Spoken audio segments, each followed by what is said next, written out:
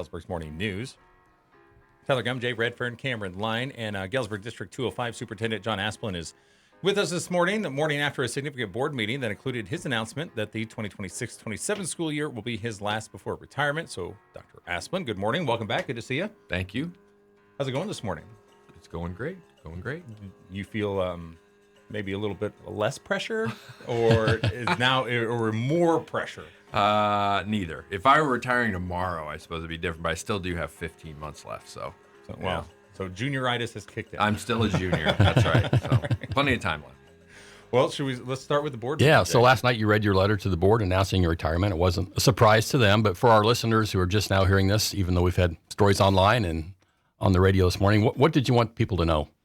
Really, I that I'm appreciative of the fact that, God willing, that I get to, finish out my tenure, assuming my health stays. That 10 years is a long time to be privileged to be the superintendent of this really great school district, and I really appreciate the opportunity to do it. And I feel really good about a lot of the things that we were able to accomplish in the time that I've been here. And when we think about it in normal terms, it was I think we did a lot. And then when you think about the fact that we did a lot of it during a pandemic, I think we'll look back on even more fondly. But I feel like you always want to leave the place a little better than you left it, so that your next person can have a really great chance to succeed. And I feel like that's, the district's in a great spot to be able to do that. I think never have my phone on ring. I don't know why that is. I think, you left it better, but you certainly left it different, right? I mean, it's been a transformative, 9 years plus. Yeah, I mean, it has been. And I've told a number of people that have asked me, when I came, that was not even on the radar. Like, that wasn't something that I'm like, oh yeah, and we're going to do all these physical structure things to the district. That was not part of the deal. So it's really amazing to me and Jen Ham, who's been with me through the whole process, and the board. We joke about it a lot. Like, we know we're going to look back on this 20 years from now and just go, what were we thinking? Like, this seems crazy. Yeah. At what point did we think it'd be a really great idea to empty the high school and put everybody out in pods and go to Gale and Rosehoben and, do all the things that we did and in the middle of a pandemic and pull it off and really, transform a lot of the buildings into better, we think, learning structures for the kids. And, that still feels really good. You told me ahead of time when you came here in 2017 after being at Farmington that you would put it in your contract that you would stay here. What made it so important to you to want to honor that commitment? Well, being from the area, I had definitely always followed the school district, through my life, and it was well known to a lot of people, and to me as well, that there had been a lot of turnover in the superintendent position at District 205 for Dr. Abel and then Dr. Cope. And then after that, there would just seem like there were, Gene Denisar was here for a while, but there was just like every other year. And good, bad, or indifferent, if you have a change at the superintendent position every 2 years, it's hard to build any momentum. Yeah. There's so much planning in education, right? And typically my job is very different than everybody else's, because by January, I'm thinking about the next year to try to keep the momentum going. And so when you get a new superintendent, now you have different ideas, and they may be better ones. The next person, I'm sure, will have a lot better ideas than I do in areas. But it just, things have to stop and then start again, and you have to learn things. And just like any organization, if you have change at the top constantly, you just can't get any sustained momentum and build relationships with the, whether it be the staff, the parents, the board, the community, just anybody. And being able to stay somewhere as long as I have, and being from the area, and my dad was the personnel manager at Butler for 34 years. I watched that that stability from for myself, and really just wanted to be part of the puzzle piece here to try to help the district have some stability and be able to move forward. So I feel good about that. You mentioned, you're from the area, but 10 years is a long time for a superintendent anywhere, right? I mean, that's a long time. I'm not sure what the average time is, but what kept you here, do you think, besides the family and the local ties? I mean, that's most of it, just because, I've worked all over Illinois. And I one time in grad school, I sat and just was in class and nothing was grabbing my attention. So I was listing all the high schools I'd been in, like physically been in. And it was like 132 or something like that. And so I've been all over the state. When I say, I mean all over the state. And being from here, I have a particular affinity for here. And I love it here. And I know that we've had our fair share of hard times in West Central Illinois for the past 50 years. And I really feel a big sense of ownership of this part of the state, and obviously Galesburg being the biggest city in this part of the area, and really the driver of things that happen here. Anybody that's, whether they're from, Bushnell or Abingdon or, Oneida or Galva or whatever, they're all going to look at Galesburg because Galesburg is the hub, and so it's been really important to me to try to just help the community and the greater community move forward after all the things that have happened here to us, trying to put some positive spin on things and be able to do things proactively rather than just responding to, the negative things that have occurred here in terms of, lost jobs and lost opportunities for people. Yeah. Well, like you mentioned, we have another year to talk about legacy, but, moving forward, this is going to be the board's decision. You're not going to have a lot of say in it. Nor should I. But what would you tell the next superintendent about Galesburg and the district? I'm sure people will call, once they start, the interview process. What will you tell them about Galesburg? Well, I would say people here are very proud of Galesburg, are very proud of Knox County, and want the best for their kids, just like anybody anywhere. We, as I said before, we've had a lot of things happen to us here. So, people here might be a little bit more hesitant to just grab onto a new idea because, a lot of change has happened to them. And so changes isn't always a positive thing. And here it's not been a positive thing a lot of the time. But you won't find a more generous, hardworking, kind group of people when you really get to know them. And, just staying here as long as I have, I've gotten to know so many people. And, almost everybody is just, when you deep down, it's just they're just like anybody else. They care for their kids. They care for their family. They want great things for their neighbors. And they may be a little scarred on the outside because of everything that's happened around here to us. But deep down, people are just really wonderful people here. Talking to Galesburg District 205 Superintendent John Asplund. Let's move on to the meeting. Last night was kind of a busy meeting. Yeah. Nothing real controversial, but one of the things was the board approved the new video boards and scoreboards at Dyke Field and Thiel Gym. We've covered that in a story, but why is that good for the district? Well, because it's necessary, right? Yeah. One, because the Dyke Field, we weren't going to have a scoreboard, or it would have worked sort of, and so being able to add some dimensions to the scoreboard out there that we can improve for soccer, for track, for graduation, for marching band, for other things that we can do in that stadium. That's definitely a value add. And then in the gym, because there's so many, if you come to a game now, and obviously you guys have been at games, but with the light show and the video production and all the things, it's really great for the kids for what can be done and the classes that Russ Ulrich teaches at the high school that really does the video production and gets a lot of those really enhancement pieces in, so that when kids are announced and other kids have pieces of putting those videos together and getting as many students involved in the pageantry of the school, I think is always a positive. And so it takes a lot of people to get those things done, and we try to get kids involved as much as possible. So these purchases, while we realize they are expensive, one, two, we think that it'll really improve a lot of the quality of the offerings we have at Galesburg High School and the experiences that kids can see at night and on the weekends. Speaking of video and kind of related, the board approved an agreement with Hudl last night. For listeners who aren't familiar, what is Hudl, who uses it, and why are you locking in this deal? Yeah, so Hudl, I won't give the perfect summary because it does so many things, but it's basically a video and video sharing system. And so if you are a grandparent who lives in California and you want to watch your grandchild play a basketball game, you can subscribe to this Hudl station, and we have a camera in Thiel Gym, and so you can watch the game from your house, because obviously you're not going to come 2,000 miles every night to watch your grandchild, but you can watch it from a distance. Back when I was coaching football, 1,000 years ago, we would get VHS tapes and we would take them and drive them to a middle ground and trade tapes with the guys, Friday night or Saturday morning.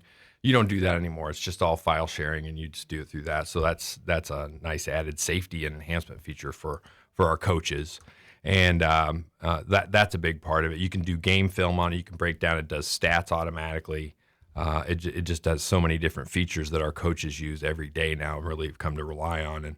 as Nick Young said at the board meeting last night, every AD that we know of in school in this part of the state, if not the state, uses it. And so to not have it would be a detriment to our kids because, we wouldn't be able to share video with other schools the same way. A couple of items that we covered in advance, the boundary changes and Lombard start times. They passed with little discussion. Is that a sign the community's kind of been well informed and are happy with these? I think so. I mean, having gotten really little feedback other than, we sent letters out to all the families that would be affected by the boundary changes, and I didn't hear back from people. So you assume that no news is good news on that, so that people are comfortable with the change. And, we feel really good about any of our elementary schools. So, wherever your child goes, if you're changing schools next year, know that they'll be in a good place. But I think so. And Thiel had grown by over 30% in the last few years. And I think this change will ease some pressure off of that building. And Silas Willard had enough capacity to take on the extra population. So I think it's a net gain for most people. Obviously, changing schools is hard for kids sometimes. Right. But we try to sell it as, and we mean it, like, hey, when you go to Lombard, you're all going to meet each other anyway. So now you can just expand your friend group a little sooner. And once they get to Lombard, they'll be going to school a little bit later. Exactly. And they'll be going to school a little bit later next year. So, and that's been something that we've been keeping a close eye on really since we started the schedule, where Lombard started as early as it does. We didn't love it, but it's, there are some limitations with transportation. And this was a way for us to be able to continue to offer the transportation that we can, and be able to help out our families and the students a little bit by starting as late as we could, given the limitations that we had. Jen Ham made a presentation talking about some capital projects over the next 5 years. I think there was like $5 million in that. Yeah, it's at least that. Yeah. Okay. So can you hit some of the highlights? Sure. And now we're to the stage, so if people hear, oh my gosh, here they go again. No, these really are mostly like things you're just going to do whether we fixed up the buildings or not. So it's like fixing flooring. If you get a parking lot that has asphalt, you're really supposed to reseal it ideally every 2 years. We try to shoot for every 3 years. That keeps the elasticity in the asphalt so that it doesn't break apart. You don't have potholes. So that's really expensive. So doing that, we've also looked at changing the asphalt to concrete, so you don't have to do that every few years. But that's you always kind of bid both of them at the same time to see which one is more cost effective at that moment. With the cost of oil right now, everything's so fluctuating. And for people listening saying, what are you talking about, the cost of oil? Asphalt's a petrochemical. So anything it has to do with asphalt, it has to do with oil. So if it's oil related right now, the cost of oil has been going up. So we have to keep a close eye on that. But, other things, painting gyms, redoing the gym floors for safety. Locks for the schools. Locks for the schools. Yeah. And they're not just locks. You're not just going and changing locks. No, these are digital locks. And in the end, on a very long scale, 1, it's safer. 2, it's easier to see who's in the building. And 3, under the old system, like if you lost your key, now you got to rekey the door. Now you got to rekey a lot of doors. Now we just delete a card. Yeah. So it does have a lot of safety and money saving features as you go down the road. So these new building projects are just things that would have had to be done regardless of whether we were in brand new spanking buildings or they were, the old buildings that we had 10 years ago. These are just maintenance issues at this point. Okay. Then I think you have to do some work to the pool, even though we won't really see a lot of differences. Yeah. I mean, the pool has some, it's 30 years old. Yeah. And so, we're constantly monitoring that to make sure that it's still at least at the safety standards we need for our kids to be able to swim in it. So that's really what these expenditures are. And then Van about. Dyke Field has to have new turf in a couple of years. Yeah, that Van Dyke Field, I'll give all the maintenance crews and coaches and kids and everybody a lot of credit, because when the district purchased that in 2014, it had a 10-year lifespan. And now we're at year 12, and we have it looked at every year, and the turf people are like, nah, you're still pretty good.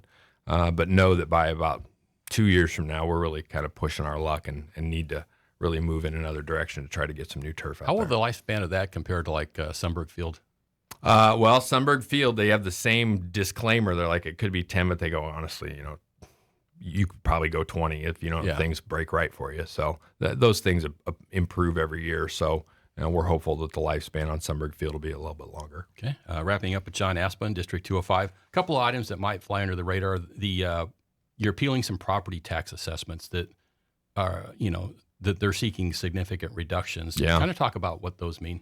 So we have two two groups, and we've had other people that go through the board of review here in Knox County that have had their property taxes reduced, and we looked at those sales and we're like, those are what we call arm's length transactions. So one person sold it to another person willingly, and they got a fair price for it. We don't contest those typically because that's apparently what the property's worth.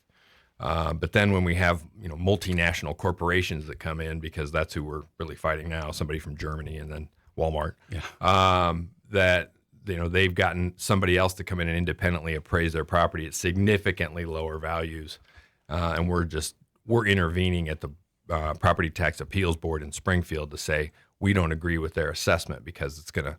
It goes against what the proof of our appraisal says because we're getting our own appraisal. And then, that would create undue hardship, not just on the school district, but if we're trying to maintain, all the programs that we have, it would reduce Walmart's property tax bill by like $212,000 a year. Well, that money has to get made up somewhere, or we have to start cutting $212,000. So it's in the community's best interest, we believe, to So would that put up a impact fight. also, 205, the school district gets the majority of the property tax, but it all trickles down. The city gets part. Would that affect them also? Yeah. So the $212,000 is our part. So then we're about half. So then that other $200,000 would go to the city and the college, junior college, and whomever else is in that property. So if tax you bill. win this appeal, would that then go for all of it then? Correct. Okay. Yeah, because we're half the pay, it's pretty typical for schools to kind of take that up because we get half the money anyway. Have you had to do this before? Oh yeah, I was in a nuclear plant district. Okay. That's just regular life there. What's the chances that of success on this? It's a crapshoot. I mean, when you go down there, it's just you present your evidence, they present their evidence, and you do what you can. But if you do nothing, the odds are really poor that you're going to get your way. So intervening, I would say our odds are 50% better than they would have been had we done nothing. Okay, Dr. John Asplund, a lot more to talk about, and we have more time between now and June 2027. But thanks for being here this morning. Thanks for having me. Okay. Before we take a break for news, Dr. Asplund, the other day, Nick Young went flying by me on a limousine golf cart. Have you done a burnout on that thing yet? He hasn't let me drive it yet. What? No, he hasn't.